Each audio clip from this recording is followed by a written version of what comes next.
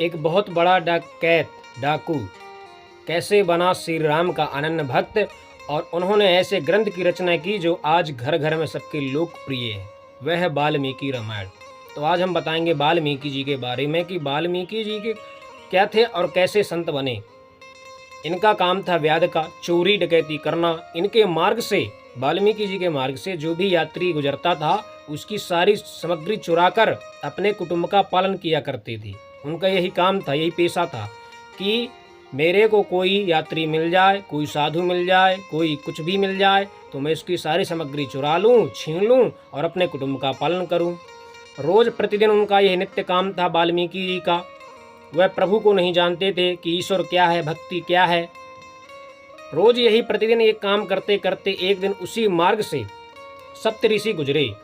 उनको देखकर वाल्मीकि जी के मन में विचार आया कि जैसे मैं रोज कार्य करता हूँ, दूसरों की सामग्री लूटता हूँ और अपने कुटुंब का पालन करता हूँ, तो क्यों ना इनकी भी सामग्री लूटूं और अपने कुटुंब को ले जाऊं और उनका पालन करूं। जैसे वाल्मीकि जी सप्तऋषियों के पास गए, सप्तऋषि भक्तिवान और बुद्धि के दाता वाल्मीकि जी के आने की आहट जानकर तुरंत वाल्मीकि जी को पकड़ लिया और बड़े प्रेम से कहते हैं, हे व्याध, तुम यह कार्य किसके लिए करते हो और क्यों करते हो।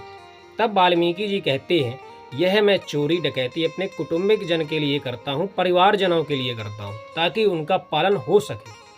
सप्तऋषि मुस्कुराते हुए कहते हैं, ठीक है, एक बार एक क्षण कभी आपने अपने परिवारजनों से पूछा है कि यह जो मैं कार्य करके आपका पालन करता हूँ, क्या आप इस हिस्सेदारी में शामिल हैं, साझेदारी में आप शामिल हैं सभी लोग। वाल्मीकि जी कहते हैं नहीं।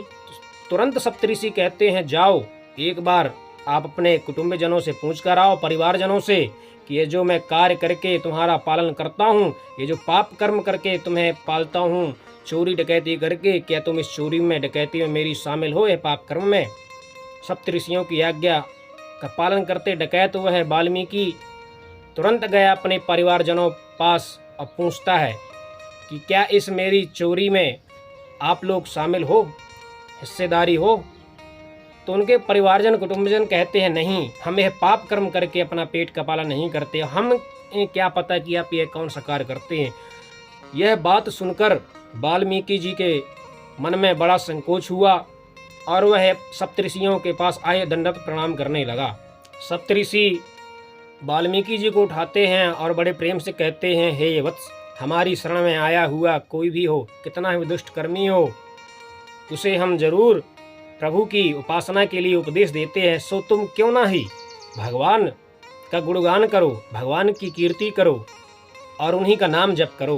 वाल्मीकि खड़े होकर हाथ जोड़कर कहता है, प्रभु कौन ईश्वर, कैसे ईश्वर, कौन भगवान, मैं तो इन्हें जानता भी नहीं हूँ, इनका नाम भी मुझे मालूम नहीं है।